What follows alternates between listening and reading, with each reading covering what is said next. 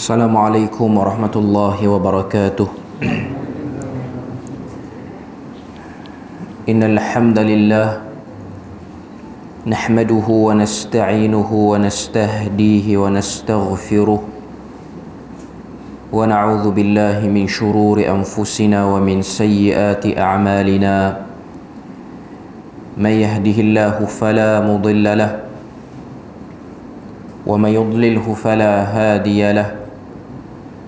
أشهد أن لا إله إلا الله وحده لا شريك له وأشهد أن محمدا عبده ورسوله يا أيها الذين آمنوا اتقوا الله وقولوا قولا سديدا يصلح لكم أعمالكم ويغفر لكم ذنوبكم ومن يطع الله ورسوله فقد فاز فوزا عظيما.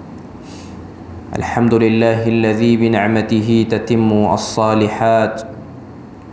ربنا آتنا من لدنك رحمة وهيئ لنا من أمرنا رشدا. اللهم آت نفسي تقواها وزكيها وأنت خير من زكاها أنت وليها ومولاها. Alhamdulillah, syukur pada Allah Azza wa Jalla kerana dengan rahmat dan juga limpah kurnia yang Allah Ta'ala berikan, dapat kita sekali lagi bersama-sama pada malam ni. Sambungan kita daripada tafsir surah Ghafir pada malam ini ialah ayat yang ke-78. Dalam mushaf, ianya muka surat 476. Ayat paling atas bagi muka surat 476 tu. Jadi kita tengok apa yang disebutkan pada ayat yang ke-78 surah Ghafir.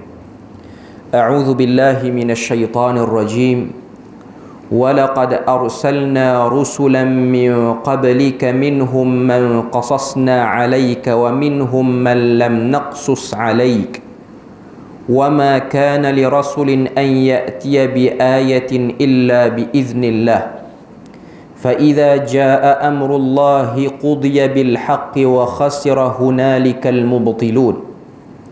Maksud dia ayat yang ke-78 daripada surah Ghafir. Allah Ta'ala sebut walaqad arsalna rusulan min qablika minhum man qasasna alayka wa minhum man lam naqsus alayk. Dan demi sesungguhnya kami telah mengutus beberapa rasul sebelummu, di antara mereka ada yang kami ceritakan perihalnya kepadamu, dan ada pula di antaranya tidak kami ceritakan kepadamu. Wa ma kana li rasulin an ya'tiya bi ayatin illa bi idznillah. Dan tidaklah harus bagi seorang rasul membawa suatu keterangan atau menunjukkan suatu mukjizat melainkan dengan izin Allah. Fa idza jaa amrullahi qudiya bil haqqi wa khasira hunalikal mubtilun.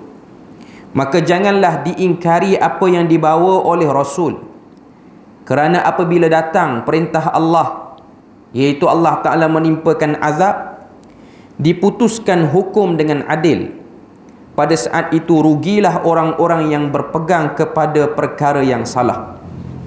Ayat 78 perbahasan kita pada malam ni ialah sambungan pada ayat-ayat sebelum ni, yang mana kalau tengok pada ayat sebelum ni kita bahas ayat yang ke-69 sampailah ayat yang ke-77.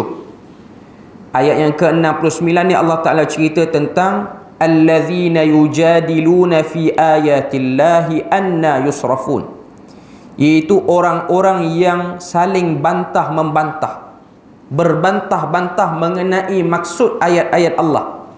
Allah Ta'ala pun timbulkan persoalan anna yusrafun, bagaimana mereka telah dipalingkan ataupun ditukar memahami ayat tu sepatutnya dengan cara ni ataupun dengan kefahaman ini, lalu ditukar ataupun dialihkan kefahaman mereka ni faham lagu lain.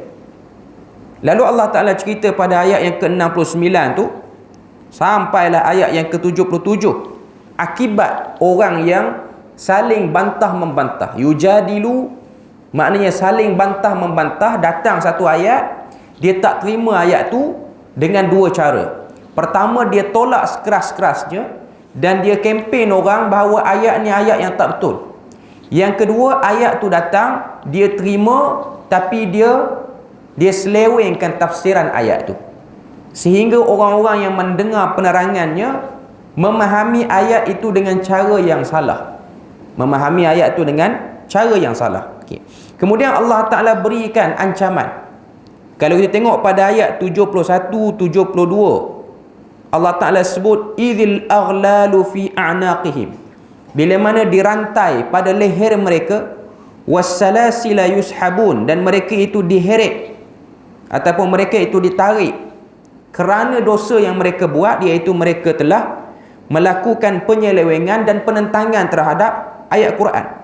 Fil hamimi thumma fin nari yusjarun, yang mana mereka itu akan dimasukkan ke dalam air panas yang menggelegak, kemudian mereka dibakar dengan api neraka.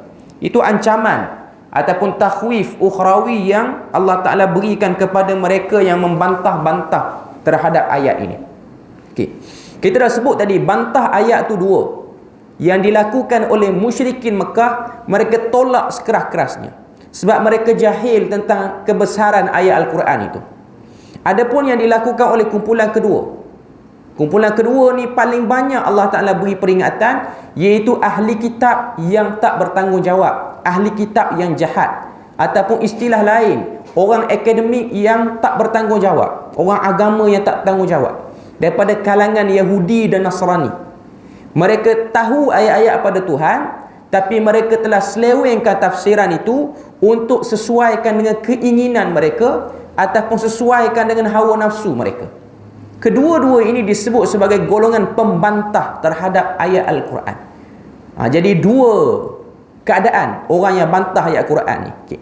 Dan yang kedua itulah yang sedang berlaku dalam kalangan masyarakat Islam yang ramai, khususnya di negara kita ni. Sebab kalau orang tu lawan ayat Quran terang-terangan, kita mesti tak akan terima dia. Sekarang ni orang bawa ayat Quran dengan cara yang menyeleweng. Ayat ni diguna dengan penyelewengan, maknanya sepatutnya ayat tu dipaham dengan tafsiran yang memberi maksud yang Tuhan nak ataupun Rasul bawa, tapi dia guna ayat tu sehingga pergi ke tafsiran lain. Macam-macam. Antaranya ialah yang kita sebut sebagai Israiliyat yang tak betul. Kisah-kisah Israiliyat yang membantut satu orang tu untuk memahami apa kehendak Quran, ataupun golongan-golongan yang mendakwa mereka ni memahami apa di sebalik ayat itu. Dan apa yang dibaca secara umum ni hanyalah luaran sahaja, yang kita sebut sebagai batiniyah, yang telah diberikan penekanan pada zaman Imam Al-Ghazali rahimahullahu ta'ala, sehingga dia tulis sebuah buku nama dia Fadaih Batiniyah, iaitu golongan yang datang saja ayat Quran, dia orang akan bawa batin bagi ayat tu ataupun apa yang di sebalik ayat tu, dan tertipulah kita atas nama makrifat. Konon-kononnya mereka lebih mengenal hakikat ayat berbanding kita semua yang hanya mengenal luaran ayat tu saja. Ini semua termasuk dalam bab yang disebut sebagai yujadilu fi ayatillah, saling bantah-membantah terhadap ayat Allah. Okay. Jadi sekarang ayat yang ke-68, Allah Ta'ala dah beri pada kita, kamu akan bertembung dengan kumpulan ini. Dan kumpulan ini, kalau siapa-siapa yang ikut kumpulan ni, mereka akan dapat azab yang sangat dahsyat di akhirat nanti. Dan Allah Ta'ala berikan kepada orang-orang beriman, orang-orang yang stay dengan kebenaran, pada ayat yang ke-77, fasbir inna wa'dallahi haq. Allah Ta'ala kata sebagai tasliyah, sebagai beri kata semangat pada Nabi dan juga para sahabat, fasbir, bersabarlah, inna wa'dallahi haqqun, sesungguhnya janji Allah untuk menjahanamkan musuh-musuh kamu wahai Muhammad benar. Jadi apa pilihan kita bila mana berhadapan dengan kumpulan ini? Kita tidak ada pilihan-pilihan yang banyak, melainkan pilihan kita ialah bersabar, sebab kita sedang diberi pahala daripada kesabaran itu. Kalau kita ada kuasa untuk bendung, kita bendunglah. Kalau kita ada kuasa nak lawan kebatilan tu, kita lawan. Okay.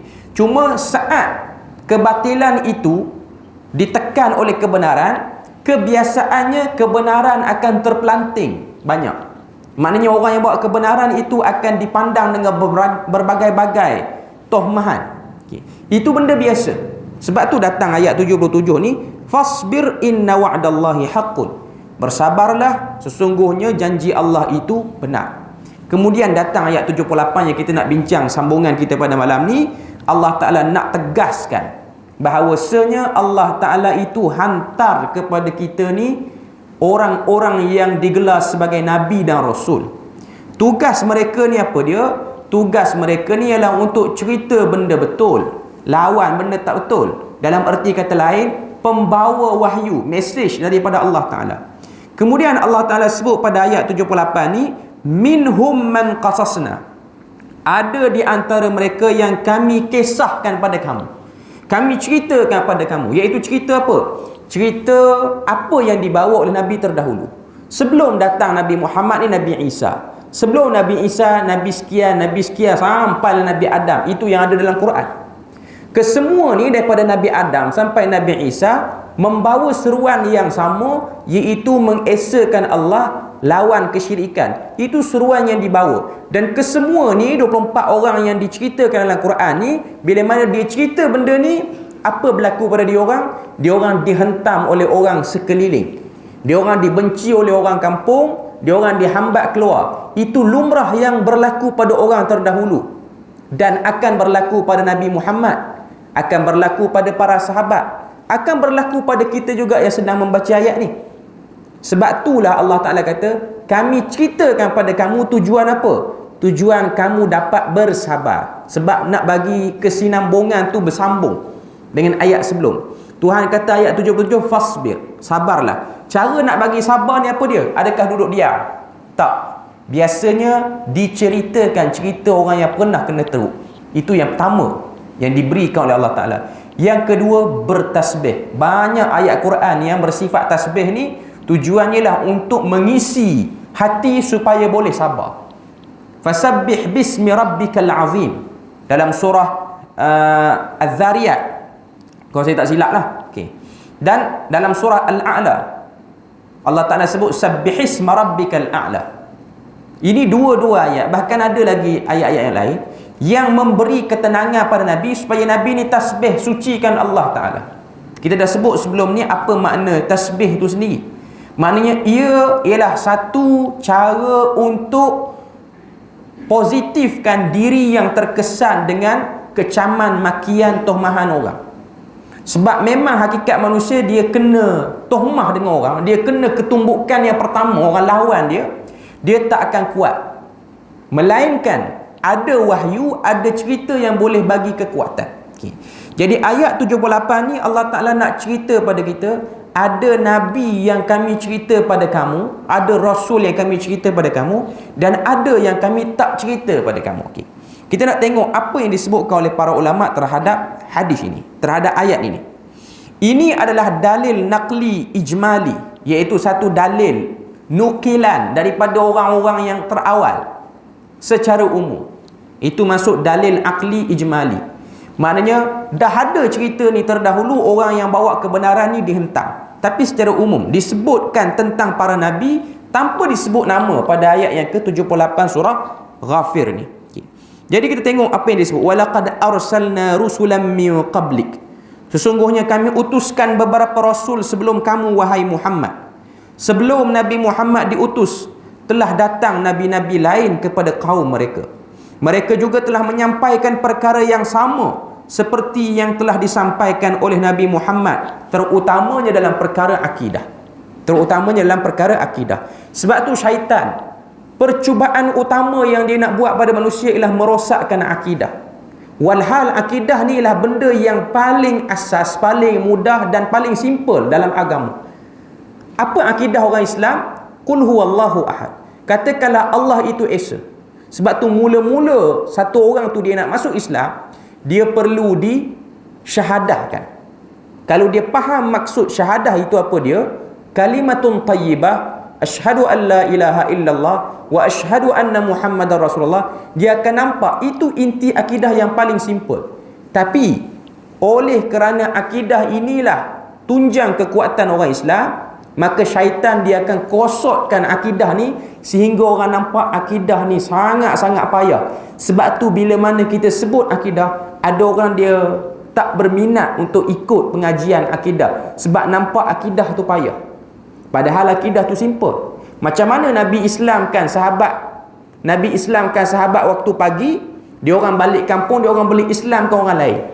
Beza dengan suasana kita hari ni, satu orang tu kalau dia masuk Islam, dia kena kursus dulu. Berapa bulan? Lama, banyak bulan. Walaupun diberi allowance, tapi ianya satu tempoh yang lama. Dan dia nak balik cerita pada keluarga, dia tak boleh cerita dengan simple. Bukanlah nak kata pengurusan tu tak elok, cuma nak kata semakin jauh kita dengan Nabi, semakin banyak kesamaran, semakin banyak benda-benda yang blok keaslian agama tu. Itu yang menyebabkan pengajian akidah tu orang nampak payah. Sebab dalam akidah bukan hanya belajar esakan Allah Ta'ala, bukan hanya belajar apa tu syirik, tapi belajar juga benda-benda yang menyamarkan kita. Sebab tu kita akan belajar mazhab-mazhab akidah. Akidah ni, kumpulan ni, mana tak kena akidah tu? Dan adakah akidah ni akan berulang balik di zaman kita? Itu yang orang nampak dan itu yang orang rasa payah. Okay. Kemudian kita tengok apa yang disebut sini. Perkara syariat mungkin tidak sama, kerana syariat para Nabi tidak sama dari zaman ke zaman. Tapi kalau tentang akidah, ianya pasti sama, tapi mereka juga ditolak oleh kaum-kaum mereka.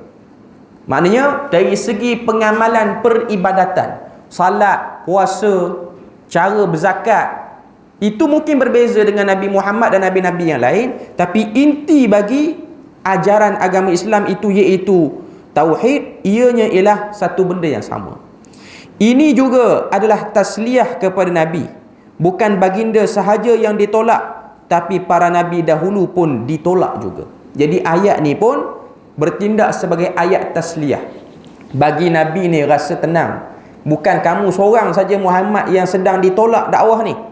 Orang yang awal pada kamu, Nabi yang awal pada kamu, dan ramailah Nabi dan Rasul ni yang ada dalam Quran sebahagian kami sebut, yang tak disebut ramai lagi, semuanya pattern sama saja.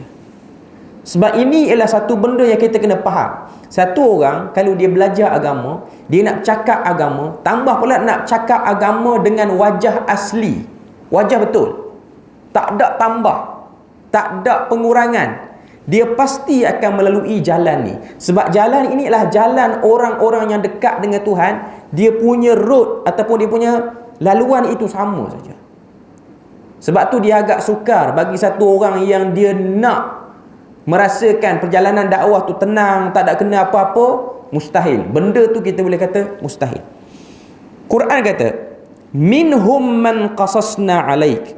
Di antara mereka itu ada yang kami cerita pada kamu, iaitu Nabi-Nabi dan Rasul. Ada kisah para Nabi itu disampaikan kepada Nabi Muhammad sebagai pengajaran. Ada juga yang disampaikan Al-Quran, dan kita juga dapat mengambil pengetahuan daripada kisah itu. Wa minhum man lam naqsus alaik. Dan di antara mereka tidak kami ceritakan.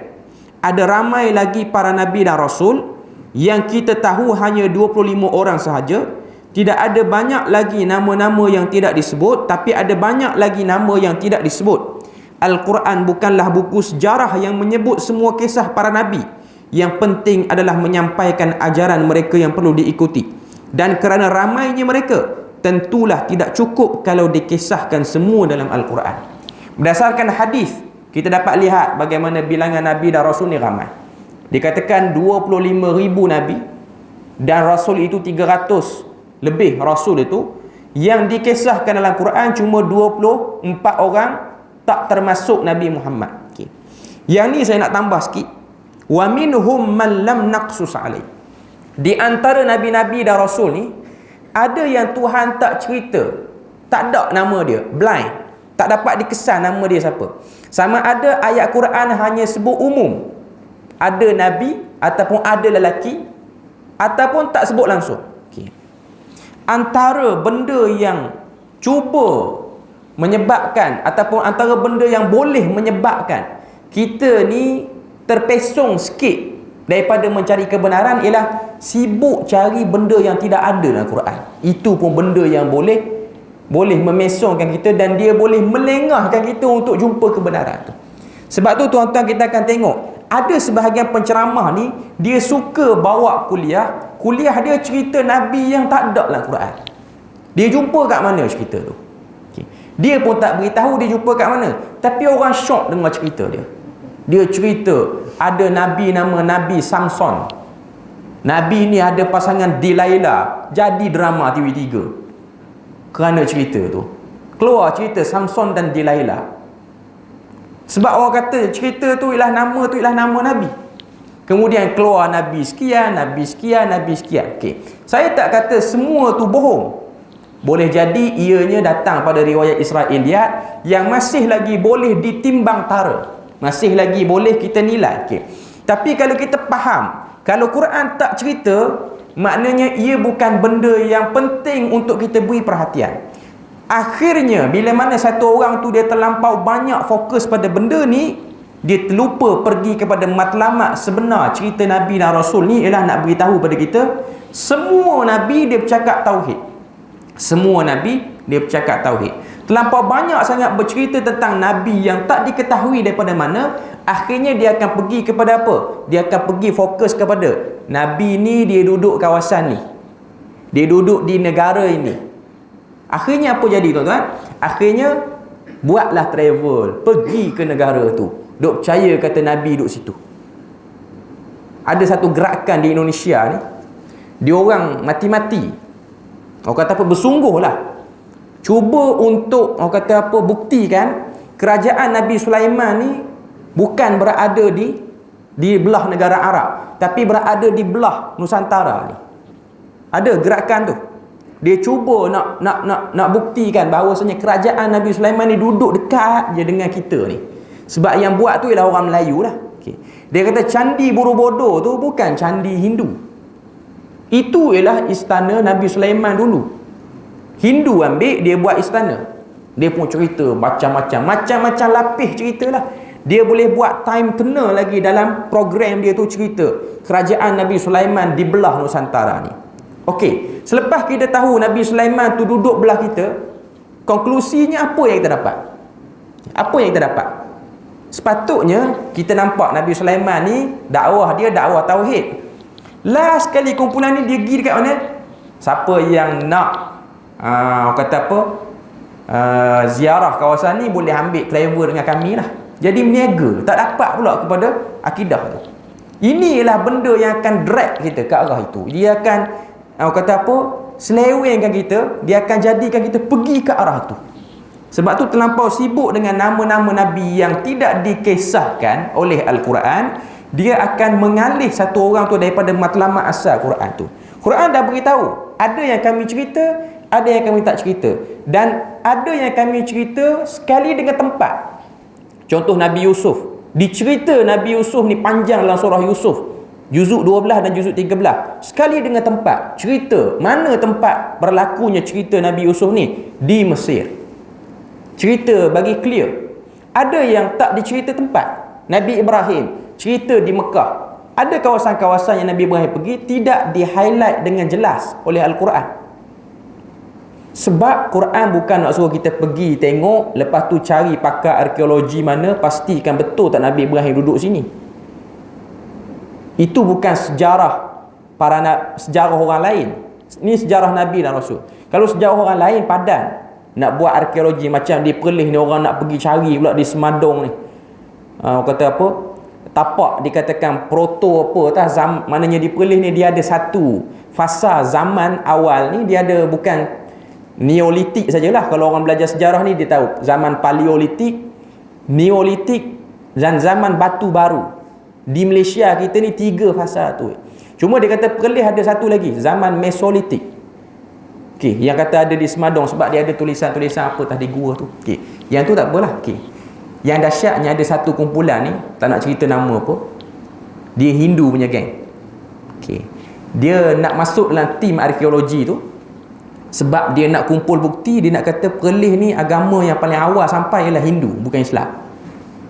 Okey, tak apa, dia nak buat kerja pun buat lah. Dah rajin sangat nak buat bab tu. Okey. Secara umumnya orang tahu di tanah Melayu ni memang Hindu dulu pun datang. Okey, secara umumnya. Cuma dia nak, orang kata apa, kalau ada bukti tu dia lagi kuat. Nak kata dia punya agama tu lebih banyak kesan peninggalan, memang tak dapat dinafikan. Semua orang yang baca sejarah, sama ada dia baca secara mendalam ataupun dia baca lebih-lebih kurang, kita akan tahu kita orang Melayu ni memang kita mengalami fasa-fasa perubahan agama tu. Daripada animisme, tak ada agama, lepas tu pergi pada dinamisme, lepas tu pergi kepada Hindu dan juga Buddha, baru sampai Islam. Memang Islam sampai agak lewat di kawasan Nusantara ni. Bahkan orang yang nak baca lebih panjang lagi, orang Melayu tu sendiri, kalau tengok, ia ialah satu bangsa yang berhijrah daripada kawasan di belah tamadun Indus. Maknanya di kawasan tu, di kawasan orang kata apa, tamadun-tamadun sana lah, tamadun-tamadun yang menjurus ke arah orang-orang belah benua India tu sendiri. Okay. Tapi kalau jumpa benda tu pun, apa yang menguntungkan? Tapi ada sebahagian orang yang nampak itu ialah satu benda yang boleh menguntungkan, satu benda yang boleh menguntungkan. Mungkin ada persaingan antara agama yang cuba ingin dibuat secara tak sedar, wallahu alam, kita tak tahu. Cuma ada orang dia syok, dia nak cari benda tu sebab nak tunjuk dia pemilik kepada asal kesan sejarah itu. Okay. Kemudian kita tengok sini dalam potongan yang lain, wa ma kana li rasulin an ya'tiya bi ayatin illa bi idznillah. Ini poin paling besar sekali bagi ayat 78 ni. Dan tidaklah harus bagi seorang rasul membawa suatu keterangan atau menunjuk suatu mukjizat melainkan dengan izin Allah. Maknanya cerita Nabi 24 orang masuk Nabi Muhammad dalam Quran, cerita Nabi-Nabi Rasulullah yang tak diceritakan dalam Al-Quran, poin dia apa? Nak kata semua tu ialah kuasa kudrat Allah Ta'ala. Datang Nabi tu dengan izin Allah, mukjizat pun dengan izin Allah. Itu poin dia. Sebab apa? Sebab kalau Allah Ta'ala tak jelaskan benda ni, akan ada orang dia gelong, dia akan nampak Nabi tu hebat, Nabi tu hebat, Nabi tu hebat, Nabi tu berkuasa, Nabi tu berkuasa. Last sekali jadi macam Kristian, menganggap adanya unsur ketuhanan pada diri Isa alaihi salam. Sebab tu Allah Ta'ala dia potong awal-awal, siap-siap. Dia kata, wa ma kana li rasulin, penafian. Tidaklah datang Rasul itu ayyatiya bi ayatin, untuk dia datangkan satu keterangan ataupun satu benda pelik, iaitu mukjizat, melainkan dengan izin Allah. Maknanya datang Nabi Rasul ni bukanlah nak suruh kita ni agungkan wakil tu. Yalah, kita kena hormat Nabi, kena sayang Nabi apa semua. Cuma jangan pergi ke arah melampau dan akhirnya kita drag, kita kurangkan kemuliaan Allah Ta'ala tu. Sebab tu kita tengok benda ni pun berlaku dalam masyarakat kita. Sebab tu kalau kita baca mantra-mantra orang-orang Melayu kita dulu, waktu peringkat awal ni, waktu baru-baru orang Melayu nak terima Islam, saya pernah sebut mungkin sini, kita hanya baca sejarah, kita tengok Islam masuk ke belah kita Nusantara ni, Indonesia apa-apa semua ni lah, sekitar kurun 13, maknanya 1300 tahun, 1400, 1500. Itu ialah fasa orang Melayu yang waktu tu Hindu, Buddha dan juga agama animisme, agama yang mengarut apa semua ni, duk percaya semangat ni, dewa ni. 3 kurun ini ialah kurun orang Melayu nak terima Islam. Waktu masuk Islam daripada pedagang-pedagang di negara Arab ni, tu kalau kita nak bincang lebih panjang lagi, menarik jugalah. Sebab pedagang di negara Arab ni, waktu tu dia datang dengan berbagai ideologi lah. Sebab kalau kita baca, waktu tu kerajaan Fatimiyah di Mesir, yang mereka tu berfahaman Syiah, mereka pun hantar pendakwah mereka ke kawasan kita. Sebab tu kalau kita bincang lebih dalam, dia akan jadi sensitif lah. Sebab tu orang akan perasan, oh ada dalam amalan adat istiadat orang Melayu ni, dia mirip dengan amalan adat istiadat yang ada dalam Syiah, sikit-sikit. Tapi tak nak cerita panjang. Cerita panjang nanti kena cut video, orang hantam, saya tak boleh tidur malam pula. Okay. Kita kadang-kadang terkesan juga, walaupun orang kata, ustaz okey, nampak kena hentam pun okey. Yelah, memang okey sebab saya duk buat okey. Tapi kadang-kadang duk fikir seorang petang-petang sambil nak tunggu kuliah tu, terfikir juga, aku cakap lebih kena tak boleh tidur malam. Okay. Dia itu benda normal lah, benda normal. Cuma kadang-kadang dia datang, sekali-sekala tu dia datang. Okay. Cuma nak sebut pada kita bahawasanya waktu tu 3 kurun tu orang Melayu duk terima Islam. Kita duk belajar dalam sejarah, sebab sejarah kita ni surface saja yang ada di sekolah ni. Dia cerita waktu datang saja pedagang, dia kahwin dengan orang-orang Melayu kita ni, perempuan Melayu kita ni, dan akhirnya dia orang dapat akses masuk dekat dengan sultan dan raja Melayu. Dia orang pun bercakap tentang Islam, raja pun berkenan, tengok akhlak dia orang baik apa semua. Akhirnya raja dan orang kata apa, sultan terima Islam di tanah Melayu. Ramailah orang-orang Melayu pun masuk Islam. Sebab orang Melayu ni dia ada satu sikap, dia patuh dan taat kepada pemimpin dia. Tak dinafikan. Itu memang fakta sejarah yang benar. Memang ada. Cuma yang kita tak pernah dengar ialah adanya gerakan-gerakan yang tak puas hati dengan raja guna kuasa veto dia, suruh kita tukar agama. Itu pun ada di tanah Melayu kita. Dia ada dua kumpulan. Satu kumpulan yang lawan raja dan sultan secara terang-terangan. Kami tak nak convert di Islam, kami nak kekal Hindu. Dan mereka cuba memberontak. Akhirnya mereka diperangi dan dibunuh. Hilanglah kumpulan ni. Kumpulan yang kedua tu bahaya. Dia takut dengan raja perang dia orang. Dia orang masuk juga Islam, tapi dia orang ada niat iaitu tak nak beramal dengan semua ajaran Islam. Jadi dia orang mengamalkan separuh ajaran lama, lepas tu separuh ajaran Islam. Sebab tu kalau kita perasan dalam amalan orang Melayu, dia ada campur yang tu. Dua unsur tu ada. Bukan orang Melayu je, Arab pun macam tu, Parsi pun macam tu, Rom pun macam tu. Mana-mana agama, mana-mana bangsa yang baru terima Islam, ancaman ni memang ada. Ancaman seperti ni memang ada. Okay. Sebab tu kita akan tengok benda ni lagi bahaya berbanding orang yang lawan terang-terang. Orang yang lawan terang-terang kita akan nampak dia tu tak betul. Tapi orang yang lawan daripada belakang, dia masuk Islam, tapi dia masuk, dia duk fikir macam mana aku ni nak bagi orang jauh pada agama Islam yang tulen. Dia ada gerakan itu, gerakan di bawah tu. Sebelum ada Illuminati apa semua ni lah. Yang ni duk ada dah. Gerakan seperti ni duk ada. Okay. Macam yang berlaku pada zaman Umar Al-Khattab, ketika mana Hurmuzan ni siapa? Gubernur Parsi. Dia ni bunuh sahabat nama Barak bin Malik. Dia bunuh adik-beradik dengan Anas bin Malik. Bila mana dia bunuh, maka Nabi pun hantar, Umar pun hantar, Nabi dah wafat pada waktu tu, Umar pun hantar tentera serang Parsi ni sehingga jatuh kawasan pemerintahan Hurmuzan tu. Hurmuzan ni kaya. Dia bukan maharaja Parsi, dia gubernur, dia wakil saja. Dia kaya. Okay. Dia bunuh Barak bin Malik, dia koyak kertas yang dibawa oleh Umar Al-Khattab, sehinggalah Umar hantar Anas bin Malik dan beberapa orang sahabat pergi perang di negara ni, di kawasan jajahan Parsi ni. Jatuh dia orang, dan dia bawa balik Hurmuzan tu ke Madinah. Bila mana Hurmuzan bawa balik ke Madinah, kalau kita baca cerita ni dalam Syiar A'lam An-Nubala apa semua, waktu Hurmuzan tu dia sampai ke Madinah, dekat-dekat nak sampai Madinah, Anas bin Malik kata, Hurmuzan pakai baju kebesaran kamu. Kerajaan dah kalah dah ni. Pakai baju kebesaran, baju hebat tuan-tuan, baju dengan ada orang kata apa, sulaman daripada emas dan perak baju. Sampai di Madinah, budak-budak duk kerumun tengok. Tak pernah tengok orang pakai baju hebat macam ni. Okay, sampai orang pun nak pergi bawa dia ni jumpa dengan Umar Al-Khattab. Dia pun tanya sahabat yang bawa, di mana istana Umar? Orang kata Umar tak ada istana, Umar ni duduk masjid dia. Hurmuzan pergi menghadap Umar. Umar waktu tu tengah qailulah, tidur. Baru lepas tidur, lepas zuhur ataupun sebelum zuhur, orang pun beritahu, ya Amirul Mukminin, ni Hurmuzan ada. Hurmuzan dah sampai dah. Okay. Bila mana Hurmuzan duduk depan Umar, dia perasan kain yang Umar guna tu ada kesan tampungan, maknanya bukan kain yang sempurna. Okay. Waktu tu Hurmuzan ni tangan dia ketar. Ini ialah haibatul Islam, kehebatan Islam. Okay. Hurmuzan banyaklah soal jawab dia. Cuma last sekali Hurmuzan ni dengan sebab dia takut dengan Umar, dia kata aku masuk Islam. Macam inilah aku masuk Islam. Sebelum pada tu dia bercakap agak sombong dengan Umar. Umar tanya, apa alasan kamu bunuh Barak bin Malik? Barak bin Malik ni anak adik-beradik dengan Anas bin Malik lah, sahabat Nabi yang dekat ni.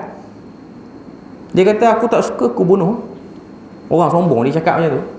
Aku tak suka, aku bunuh. Akhirnya perang dan akhirnya kalah kerajaan dia tu. Okay. Lepas tu Umar tanya, apa perasaan kamu lepas kalah? Tuan-tuan boleh bayang, pemimpin besar tanya apa perasaan lepas pada kalah. Jawapan dia lain macam. Dia kata, sebab hari ni Tuhan menyebelahi kamu menang. Nanti 2-3 hari, 2-3 tahun akan datang Tuhan menyebelahi aku naik balik. Tu dah kalah tu. Cakap macam tu. Punya lama sangat dengan penyelewengan ni, dia jadi standard padahal dia berada di meja kekalahan waktu tu. Umar macam tak puas hati dengan cara dia tu, dia kurang ajar. Umar kata, aku akan bunuh kamu. Lepas tu dia kata, kalau kamu nak bunuh aku pun, kamu berilah aku minum air. Maka dibawalah segelas air. Air tu duduk dalam gelas dibuat daripada kayu ataupun material yang biasa. Dia ni orang kaya, pernah minum gelas emas dan perak. Dia nak minum ke air daripada gelas macam tu? Dia kata pada Umar, aku lebih rela mati pada minum air daripada gelas murah tu. Punya sombong. Kalah dah pun. Cakap sombong lagi. Okay. Bila mana, saya ringkas cerita lah. Akhirnya dia minum. Umar kata, kamu minum, aku akan bunuh kamu. Waktu dia minum tu, dia jatuhkan gelas tu. Ada riwayat kata dia jatuh sebab dia takut dengan Umar. Sebab Umar ni dia bergerak sekali pun orang dah gerun dengan dia. Okay.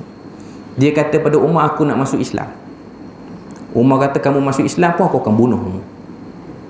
Umar kata macam tu, kamu masuk Islam pun aku bunuh. Anas bin Malik yang tahan. Anas bin Malik kata, wahai Umar, wahai Amirul Mukminin, tak ingatkah kamu pada hadis Nabi? Nabi kata, umirtu an uqatilan nas hatta yashhadu an la ilaha illallah.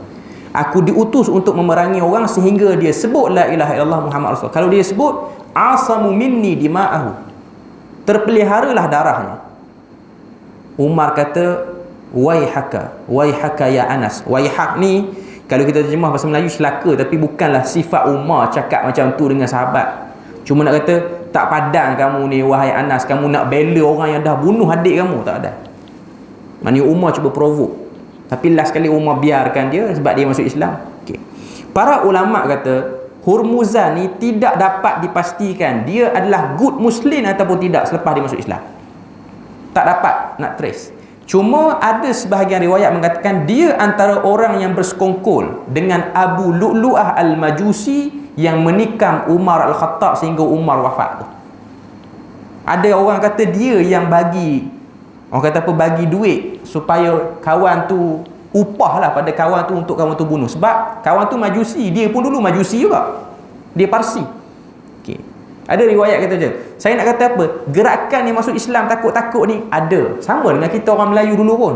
Waktu Sultan, pemerintah ni dia nak tukar agama tu, ada gerakan macam ni. Gerakan yang nak lawan tak berani, tapi takut maksudnya. Tapi fikir, macam mana tak nak bagi kita, bangsa kita ni tinggalkan agama lama. Sebab tu akan ada amalan-amalan lama yang kita tak tinggalkan. Seperti itu. Kalau kita nampak flow dia tu lah, flow sejarah. Sebab tu kita akan tengok dalam setiap upacara-upacara yang setengah-setengah orang Melayu kita duk buat ni, dia akan bercampur antara Islam dan khurafat. Dia duk sekali. Kita akan tengok ada sebahagian orang nak minta tolak bala, panggil imam, panggil orang masjid solat hajat apa semua. Petang dia panggil bomoh pula, duk perasak. Dua-dua dia buat. Sebab apa jadi macam tu? Sebab dia nak combine dua-dua. Hatta dalam bab persilatan, bela diri, bukan saya kata semua ilmu persilatan tu salah. Cuma ada setengah-setengah seni silat yang ada unsur kebatinan yang kuat ni. Maknanya dia ada unsur ilmu-ilmu kebatinan yang kuat ni. Antara mantra dia apa? Mantra dia peleceh Allah Ta'ala, dia tinggi Nabi Muhammad. Aku berada di bawah lembayung Muhammad dan Allah Ta'ala di hadapanku. Siapa lagi besar dalam perkataan tu? Muhammad lagi besar pada Allah Ta'ala. Itu yang ada. Itu yang ada. Setengah-setengah, tak semua. Nanti kata semua kan marah. Okay. Cuma saya nak kata benda tu ada. Dan ataupun mantra-mantra lain lah, bukan kerana ilmu bela diri saja. Mantra-mantra yang orang duk baca, setengah orang kita duk baca tu, utamanya nak buat majlis kahwin, yang mak andam duk hafal ni, nak bagi seri muka pengantin apa semua ni. Dalam mantra-mantra tu pun ada campur aduk antara ayat Quran dengan ayat Hindu yang lama, ataupun mantra-mantra yang seru dewa tertentu, dia campur sekali tu. Saya nak kata apa dia ni? Saya nak kata gerakan yang bawa orang paling pada Quran, paling pada sunnah Nabi ni, dia bukan hanya mari kutuk sunnah ni tak guna. Dia modify sunnah tu, bagi ada sikit amalan-amalan yang tepi-tepi ni. Itu yang menjadi sebab sebahagian masyarakat kita dia tak boleh tinggal dalam seperti tu. Sebab dia nampak benda tu comel dah, lepas tu pergi make up bagi comel sikit lagi. Okay. Dan dia rasa benda tu tak salah. Itu yang dibuat oleh Nabi Muhammad, itu yang dijalani oleh Nabi dan Rasul yang terdahulu. Sebab tu Allah Ta'ala kata, yang kamu nak buat hebat, Yang kamu nampak mukjizat Nabi dan Rasul tu bukan dia. Aku yang bagi ni. Kamu kena besarkan aku, bukan besarkan dia. Bukan kita suruh peleceh Nabi, bukan. Hormatlah Nabi tu sebagai kekasih Tuhan, sebagai wakil Tuhan. Tapi kamu jangan angkat Nabi tu sampai terlampau tinggi sehingga kamu letak tepi Allah Ta'ala. Sedangkan apa benda yang dapat pada diri Nabi tu hasilnya daripada Allah Ta'ala juga. Saya nak kata apa dia? Syaitan, dia tak akan suruh kita sembah berhala direct. Dia suruh kita letak tepi Allah Ta'ala pun dah cukup untuk syaitan tu. Dah puas hati dah kerja dia, dia dah rasa macam sukses dah untuk kita ni. Dan itulah yang berlaku kepada kebanyakan orang yang masuk Islam hari ni. Sebab kalau suruh orang Islam sembah berhala, dia orang tak akan sembah berhala. Tapi kalau kempen orang Islam suruh guna ayat Quran seleweng, itu boleh berlaku. Dan itu sangat menerima sambutan hakikatnya. Dan zaman sekarang ni dia nak balik ke arah tu. Semalam pun kita tengok forum di masjid Tuanku Putra duk bahas sebab tu, mufti dan beberapa orang AJK kita ni. Itu ialah satu cara yang orang nak kembali ke zaman tu. Sebab tu orang minat pada petua sekian. Sebab nak belajar tafsir Quran, nak belajar orang kata apa hadis Nabi, dia benda yang payah tuan-tuan. Dan dia kurang menarik. Sebab dia perlu cerna apa yang ada dalam ayat Quran, apa yang ada dalam hadis Nabi. Okay. Cuma saya tertarik semalam lah bila mana kita dengar forum tu. Yang kita boleh tengok lah, itu yang disebutkan oleh Datuk Mufti. Dia kata kita Nusantara ni punya duk berbangga dengan seni silat sekian, dengan bela diri sekian, macam-macam kita bangga. Macam mana kita ni hebat lah, ada jati diri bangsa Melayu. Tapi sejarah menunjukkan Belanda yang kecil tu telah menawan Indonesia dalam tempoh 400 tahun. Belanda tu tak ada petua gaib apa pun. Datang dengan senapang, datang dengan meriam, serang orang Melayu yang kata ilmu kebatinan, ilmu kebal ni punya hebat, yang kata boleh hantar parang terbang, golok terbang apa semua. Aku jajah kamu lebih pada 100 tahun, 400 tahun aku jajah kamu. Kamu diperbodohkan oleh aku yang tak kenal Quran, tak kenal sunnah pun. Itu benda yang kita kena fikir. Itu Indonesia, kita British 500 tahun lebih. Sampai hari ni pun sayang kita pada British, undang-undang nak pakai yang dia lagi, walaupun dah Islam. Okay. Inilah benda yang kita boleh tengok. Tak, saya nak kata apa, kalau kita boleh fikir lah, punya duk cerita kata kita ni hebat, ada ayat sekian, ayat ni kalau baca tak kenalah, tak loot lah apa, bukan setakat tak loot, bini pun tak takut. Punya cerita hebat. Last sekali tak ada apa, tak ada nilai pun. Itu ialah satu, kita boleh tengok, itu ialah satu projek pemalingan daripada kebenaran, berpaling kita pada kebenaran. Kemudian Allah Ta'ala sebut pada ayat 78 ni yang terakhir, fa idza jaa amrullahi qudiya bil haqq, dan apabila datang keputusan Allah maka diberi keputusan dengan adil. Maknanya orang Islam yang nak bersama kebenaran yang asli ni, apa pilihan dia orang? Tak ada pilihan, tak ada cara untuk memendekkan tentangan orang, tak ada. Sebab tu ada orang dia duk cakap dengan saya sendiri dan beberapa orang yang duk cakap, sebab kita antaranya duk lawan golongan-golongan yang duk bawa tua-tua yang pelik-pelik ni. Dia duk fikir, macam mana kita ni nak berlawan dengan kumpulan ni? Tengok makin hari makin gagah. Kita punya tim media ni bukan main. Lens panjang-panjang nak dekat dengan meja kuliah dah. Okay. Punya nak suruh orang faham. Okay. Tak faham. Last sekali kawan tu yang buat unboxing boleh plate kata apa, boleh medal daripada YouTube tu. Kawan tu yang lagi ramai, yang mengarut lagi ramai. Memang tabiat kebatilan ni orang ramai ikut. Tuan-tuan jangan pelik benda tu. Sebab ada orang pelik, macam mana ayah pin orang-orang profesional boleh ikut? Tak pelik pun. Benda tu tidak pelik sebenarnya. Itu memang lumrah alam seperti itu. Sebab Tuhan ni dia nak uji kita pergi ke arah mana. Dia nak uji kita pergi ke arah mana. Okay. Itu ialah benda yang kita kena sedar lah. Jangan lemah semangat hanya kerana tak ramai orang bersama dengan kita. Lemahnya kumpulan ni, tak ramai orang boleh backup. Dari segi kuasa, kekuatan, kata apa-apa pun kita kurang. Tapi itulah lumrah yang kita dapat lihat. Cerita para Nabi dan Rasul pun macam tu. Bukan kita kata kita paling benar, kita paling bagus, paling kuat, paling hebat hubungan dengan Tuhan, bukan. Tapi kita berusaha untuk menjadikan diri duduk di kumpulan itu. Dan memang ianya bukan benda yang mudah. Allah Ta'ala sebut, apabila Allah buat keputusan di akhirat kelak atas akidah dan amalan makhluk semasa di dunia, Allah akan buat keputusan dengan adil. Allah tidak akan hukum atas perkara yang tidak pernah dilakukan oleh makhluk. Maknanya kita hari ni, kita dapat lihat benda tu. Kita dapat rasa dengan diri kita waktu kita baca ayat ni. Tuhan kata, kehidupan kamu di dunia ni dia tak lama. Yang tak lama ni lah, orang kata apa, yang perlu dimanfaatkan sebaik-baiknya supaya tak termasuk dalam kumpulan yang salah. Keputusan yang dimaksudkan di sini ialah keputusan secara amali. Dalam Al-Quran sudah ada teori yang diberikan pada kita untuk ambil kira. Sepatutnya dengan meneliti ajaran wahyu, seorang manusia sudah boleh tahu mana yang benar, mana yang tidak. Maknanya kalau satu orang dia nak teliti Quran ni, dia boleh jumpa benda betul. Sebab tu kalau kita fikir Quran ni, nak baca Quran kena sebut a'udzubillah. Sebab apa? Sebab gangguan syaitan tu hebat waktu kita nak baca Quran. Pertama, dia ganggu kita supaya kita jangan baca. Itu yang pertama. Yang kedua, kalau kamu dah baca Quran, aku akan ganggu supaya kamu jangan faham ayat tu. Baca saja. Kamu nak baca belagu, menang boleh 38,000 pun kamu baca, tapi aku minta jangan faham ayat tu. Dia akan blok kita situ. Okey. Kalau dah baca, dah faham, dia akan blok kita, jangan amal. Baca faham cukup lah, tak perlu amal. Okay. Dan kalau kita dah baca, kita dah faham, kita dah nak amal, kita kurang pada tadabbur, menghayati. Sehingga kita baca Quran, kita kira nak hukum orang, judge orang pula. Kita tak judge diri sendiri. Itu ialah proses. Sebab tu waktu kita baca a'udzubillah tu, kita dapat nampak apa syaitan nak kacau kita ni.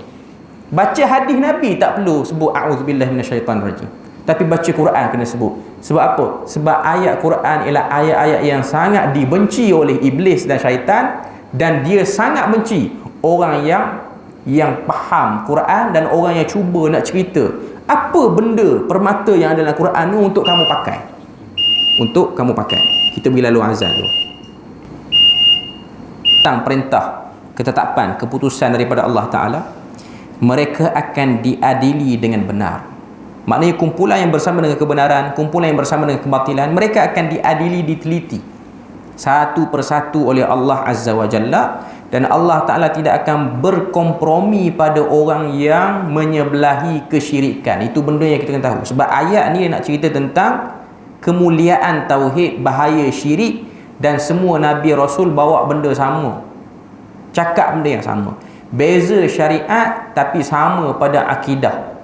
Pengamalan ibadah berbeza, salat Nabi Muhammad dengan salat Nabi lain berbeza, puasa Nabi Muhammad dengan Nabi lain berbeza, tapi poin dia ialah untuk mengesakan Allah Azza wa Jalla. Kemudian Allah Ta'ala tutup ayat ni dengan dia kata, wa khasira hunalikal mubtilun, maka di situ zahirlah kerugian orang-orang yang melakukan kebatilan. Tengok Allah Ta'ala guna perkataan mubtilun, golongan yang membatalkan. Hari ni kita tengok golongan yang duk bawa benda pelik-pelik ni, bila mana dia promote satu amalan. Contoh, okey, zikir dengan bismillah dengan bilangan sekian-sekian. Apa jadi selepas orang dengar benda ni? Orang akan tak nampak pada sunnah Nabi yang lain, orang nampak pada apa yang dia suruh. Terbatal sunnah Nabi yang Nabi duk sebut pada para sahabat tu, terhidup yang dia pula sebut. Dia pula, orang kata apa, mengambil alih sunnah Nabi yang mana Nabi dah kata nak tidur patut baca yang ni. Sunnah Nabi punya banyak bab nak tidur ni. Dia datang, dia modify, dan dia guna juga ayat-ayat yang Nabi pernah ajar pada kita, doa-doa yang Nabi pernah ajar pada kita, tapi dia pergi letak kaifiat baru, cara baru, dan dia letak tafsiran-tafsiran yang orang kata apa, yang entah daripada mana diambil, hanya berpandu kepada tafsiran tu, dilihat sebagai satu benda yang besar dan agung, dan akhirnya diamalkan. Sebab tu kita akan tengok ada orang dia percaya dengan petua baca bismillah ni 786 kali. Sebab dia kata bismillah tu, huruf bismillah tu, ba sampailah kepada mim tu, ar-rahim tu, bilangannya 789. Tuan-tuan bilang, sampai tak 50? 50 tak sampai. Tapi macam mana yang boleh pergi sampai 700 tu? Okey. Sebab bar ada berapa percentage nombor di situ. Bar katalah 50. Sim yang lain pula. Hari ni kita dapat kalimah baru, Bismillahirrahmanirrahim, yang baru pula. Ada satu orang daripada Penang, dia tulis buku baru. Orang tu pun baru ziarah Jabat Mufti 2-3 minggu lepas. Okey. Dia promote buku dia tu dia tulis atas tu Bismillahirrahmanirrahim. Tuan-tuan boleh tengok dalam Facebook orang duk share. Okey. Kalau orang belajar bahasa Arab, apa maksud perkataan tu? Adakah dengan nama Tuhan yang Maha Pemurah dengan Maha Penyayang? Maknanya betul ke nama ni Pemurah Penyayang? Dia jadi persoalan, dia tak jadi kalimah bismillah. Okey. Tuan-tuan boleh tengok, saya tak tipu ya ni. Okay. Kita nak tanya penjelasan pada dia lah. Okay. Kenapa ada A dekat depan tu? Adakah A itu ialah huruf istifham yang bermaksud, adakah dengan nama ini saya percaya Tuhan itu Maha Pemurah, Maha Penyayang? Ataupun typo, wallahu a'lam. Okay. Tapi kalau itu ialah ejaan yang memang datang pada dia, itu bukan kalimah bismillah yang Nabi ajar. Itu ialah satu bentuk kata tanya dalam bahasa Arab. Bismillah, adakah dengan nama Tuhan yang Maha Pemurah, Maha Penyayang? Itu pun tergantung apa benda yang nak tanya sebenarnya. Okay. Tapi itulah yang orang nampak hebat sampai 5-6 ribu live tu. Okay. Wallahu a'lam, manusia ni dia mudah minat pada benda-benda yang dia rasa macam tu. Cuma yang saya nak sebut tadi yang 786 tu, dia panggil ilmu abjad. Setiap abjad ni, setiap huruf ni ada bilangan dia. Okay. Tuan-tuan perasan 786 ni kat mana? Kedai nasi kandar banyak.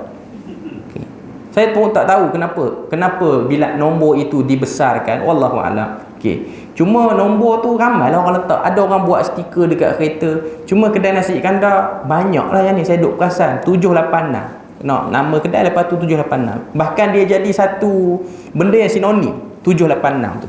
Okey. Wallahu a'lam, itu tidak ada dalam agama kita yang asal. Kalau kita duk buat amalan tu, kita telah menempatkan sunnah Nabi yang mulia dengan benda yang tak tahu. Maka ianya satu benda yang palsu, tuan-tuan. Kita duk cerita Nabi. Dan Nabi ni dia tak suka orang modify benda yang dah diajar. Tuan-tuan bayang, tuan-tuan kata, saya sayang isteri saya, tapi sampai depan isteri sebut benda yang dia tak suka. Apa manifestasi daripada sayang dan cinta itu? Maknanya kata, saya sayang Nabi, tapi pergi depan Nabi, Rasulullah, saya ni memang suka buat benda yang Rasulullah tak suruh. Nabi tengok atas bawah, andaikanlah. Okay. Dia ni sayang yang jenis macam mana? Okay. Kalau kita sayang benda yang kawan tu larang, kita takkan buat.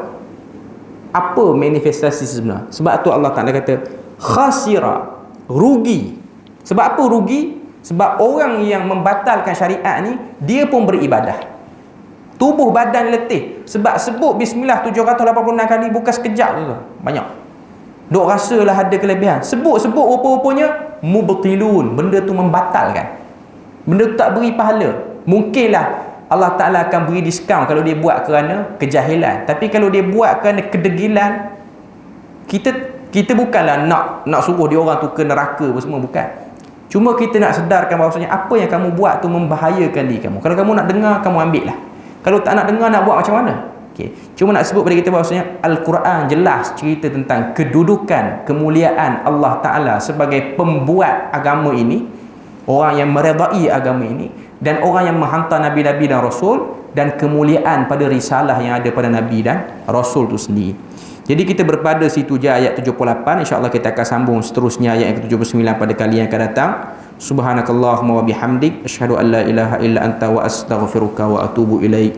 Wassalamualaikum warahmatullahi wabarakatuh.